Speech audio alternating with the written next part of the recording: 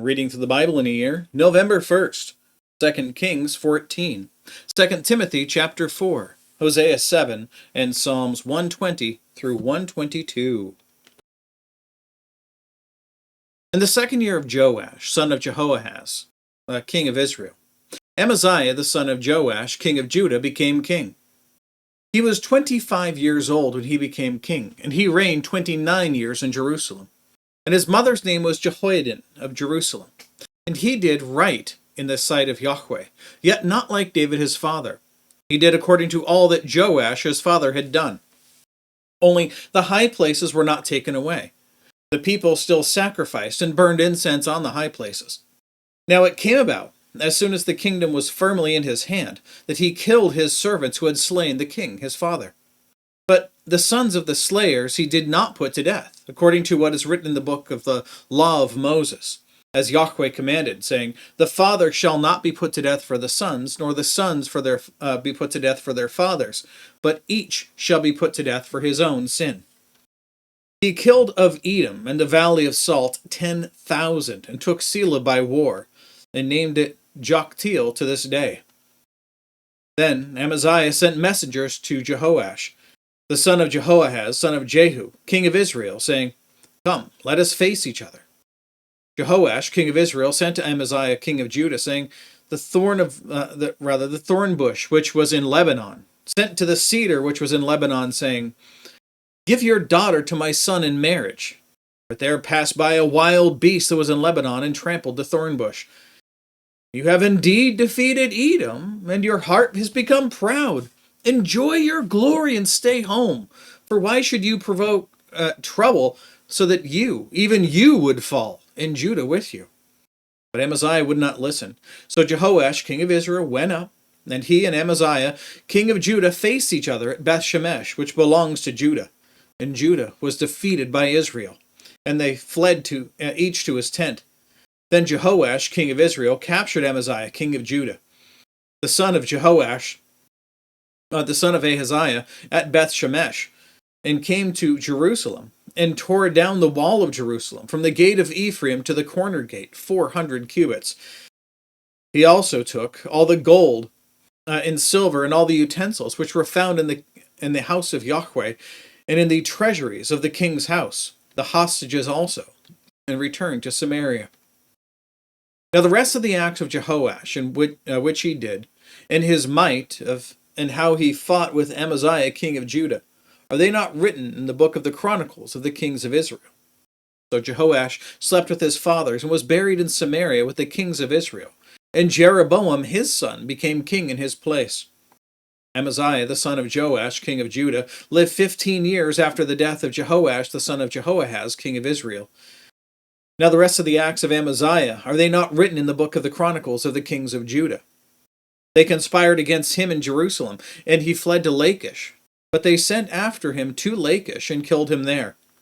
Then they brought him on horses, and he was buried at Jerusalem with his fathers in the city of David. All the people of Judah took Azariah, who was 16 years old, and made him king in place of his father Amaziah. He built Elath and restored it to Judah after the king slept with his fathers. In the 15th year of Amaziah, the son of Joash, king of Judah, Jeroboam, the son of Joash, king of Israel, became king in Samaria, and reigned 41 years. He did evil in the sight of Yahweh.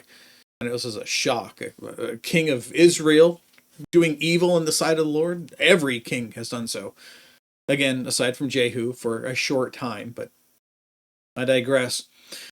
He did not depart from all the sins of Jeroboam the son of Nebat, which he made Israel sin.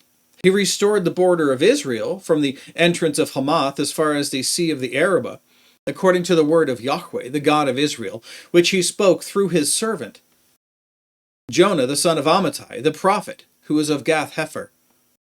For Yahweh saw the affliction of Israel, which was very bitter, for there was neither bond nor free, nor was there any helper for Israel.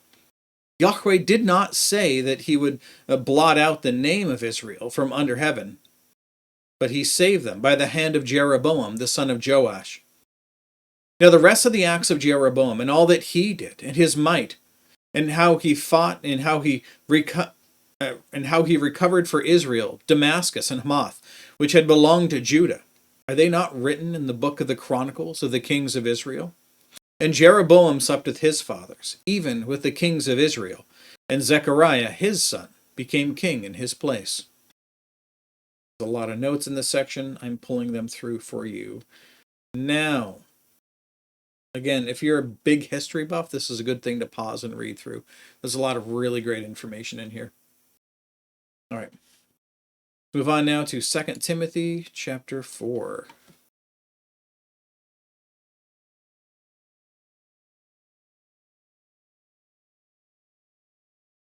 Paul continues, I solemnly charge you in the presence of God and of Christ Jesus, who is to judge the living and the dead, and by his appearing and his kingdom, preach the word. Be ready in season and out of season. Reprove, rebuke, exhort with great patience and instruction. For the time will come when they will not endure sound doctrine, but wanting to have their ears tickled, they will accumulate for themselves teachers in accordance with to their own desires, and will turn away their ears from the truth, and will turn aside to myths. But you, be sober in all things, endure hardship, do the work of an evangelist, fulfill your ministry. For I am already being poured out as a drink offering, and the time of my departure has come. I have fought the good fight, I have finished the course, I have kept the faith.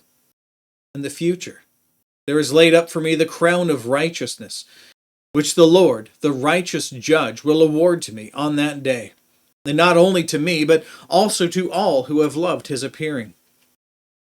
Make every effort to come to me soon, for Demas, having loved this present world, has departed and gone to Thessalonica. Crescens has gone to Galatia, Titus to Dalmatia. Only Luke is with me. Pick up Mark and bring him with you, for he is useful to me for service. But Tychicus I have sent to Ephesus. When you come, bring the cloak which I left at Troas with Carpus, and the books, especially the parchments. Aleander the coppersmith did me much harm. The Lord will repay him according to his deeds.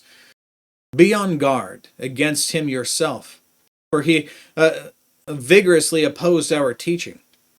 At my first defense, no one supported me, but all deserted me. May it not be counted against them. The Lord stood with me and strengthened me, so that through me the proclamation might be fully accomplished, and that all the Gentiles might hear, and I was rescued out of the lion's mouth. The Lord will rescue me from every evil deed, and will bring me safely into his kingdom, or into his heavenly kingdom. To him be the glory forever and ever. Amen. Greet Prisca and Aquila, and the household of Onesiphorus. Erastus remained at Corinth, but Trophimus I left sick at Miletus. Please, make every effort to come before winter. Eubulus greets you, also Pudens and Linus and Claudia, and all the brethren. The Lord be with your spirit. Grace be with you. Hosea chapter 7.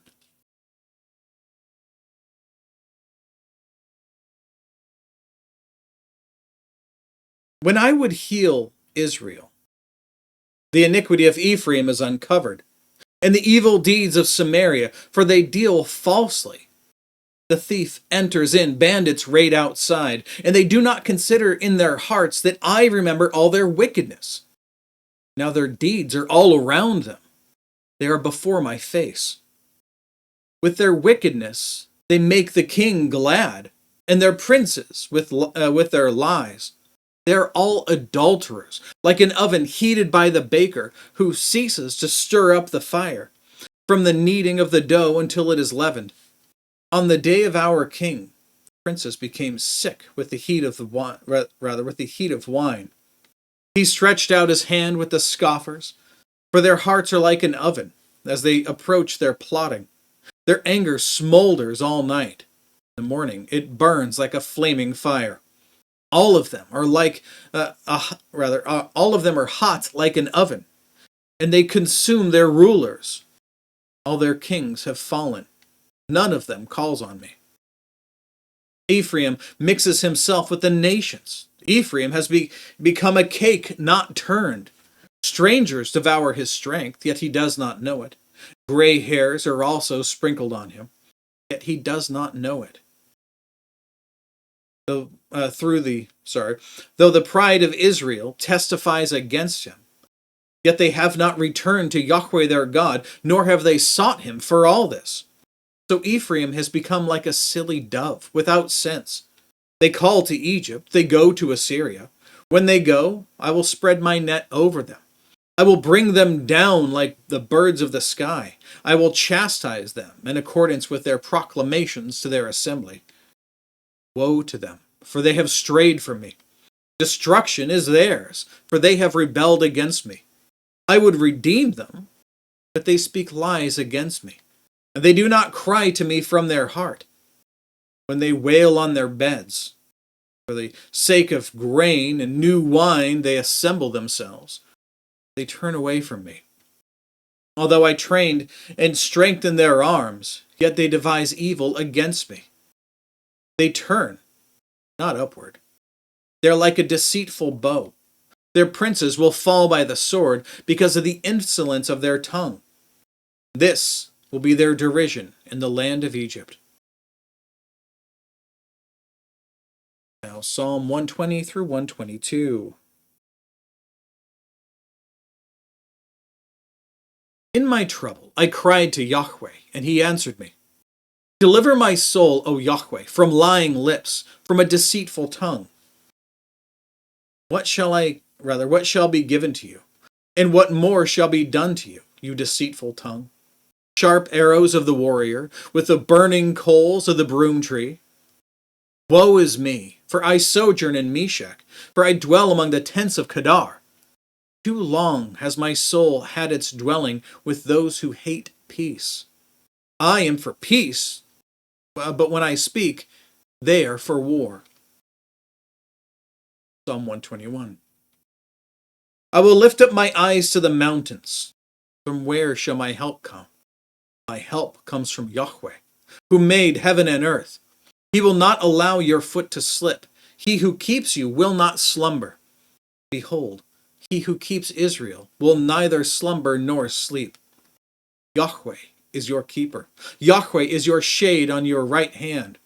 The sun will not smite you by day, nor the moon by night. Yahweh will protect you from all evil. He will keep your soul.